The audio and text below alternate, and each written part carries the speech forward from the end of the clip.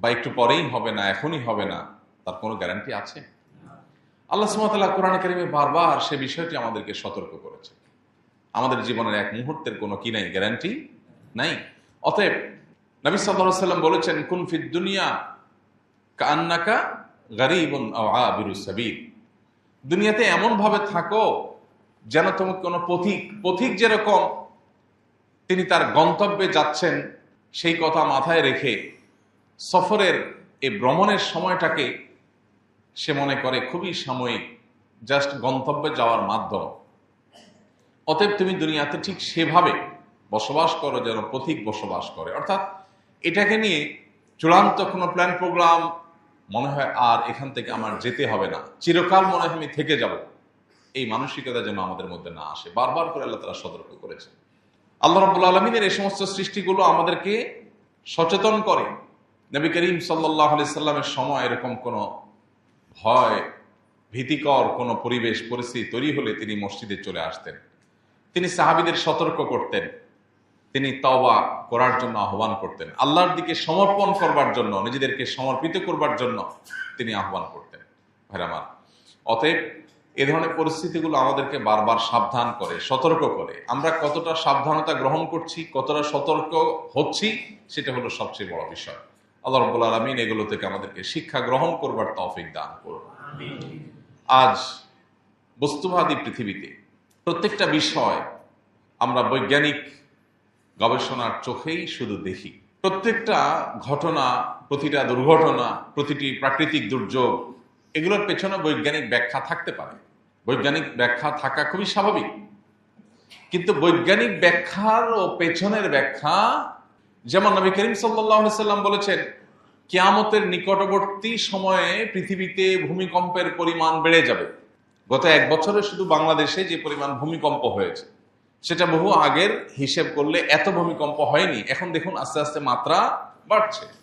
এখন না হয় আমরা নানা বৈজ্ঞানিক ব্যাখ্যা জানি বা আবিষ্কার করতে পারছি, গবেষকরা বের করছেন যে এই কারণে হচ্ছে, এই কারণে বাড়ছে, কিন্তু 1500 বছর আগে যখন নবী সাল্লাল্লাহু আলাইহি সাল্লাম বলেছেন কিয়ামতের আগে পৃথিবীতে ভূমিকম্পের পরিমাণ বেড়ে যাবে, তার কাছে কি কোনো বৈজ্ঞানিক গবেষণার রিপোর্ট ছিল? কোন বৈজ্ঞানিক ব্যাখ্যা তার হাতে কি ছিল? কিন্তু তথ্য তিনি দিয়েছেন, এবং সেই তথ্য আজ অক্ষরে অক্ষরে খেটে যাচ্ছে।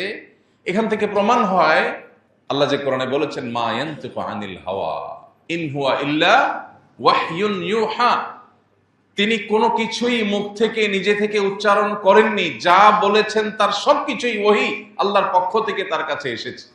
কেন ভূমিকম্প হয়, এর যে বৈজ্ঞানিক ব্যাখ্যা আছে, সেই ব্যাখ্যাগুলোকে আমরা পরিপূর্ণভাবে বিশ্বাস বা সঠিক ধরে রাখার পরেও একটি কথা থেকে যায়, এই কেনর পরের কেনটা কি?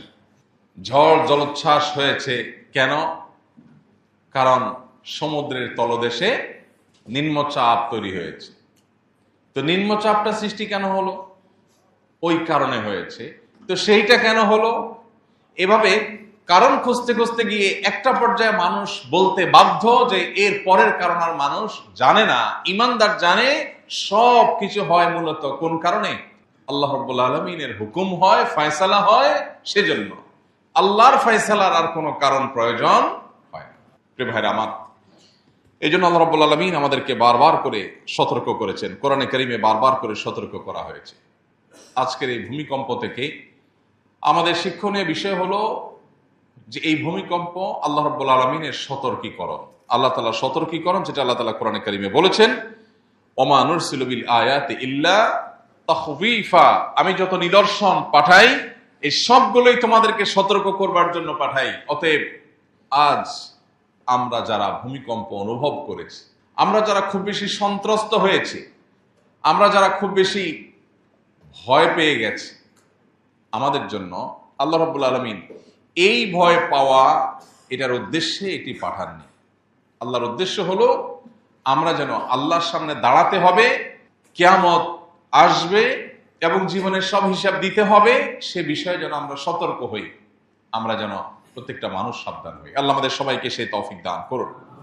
প্রিয় ভাইরা আমার, তাহলে ভূমিকম্প কেন হয় সেটার বৈজ্ঞানিক ব্যাখ্যা যাই থাকুক না কেন, এর আসল কারণ, যেটা পৃথিবীর কোনো গবেষণা, যেটা কোনো বিজ্ঞান, যেটা কোনো রিসার্চ কখনো মানুষকে বলতে পারবে না, একমাত্র জানার উপায় হলো ওহী এবং নবী এবং রাসূলদের মাধ্যমে।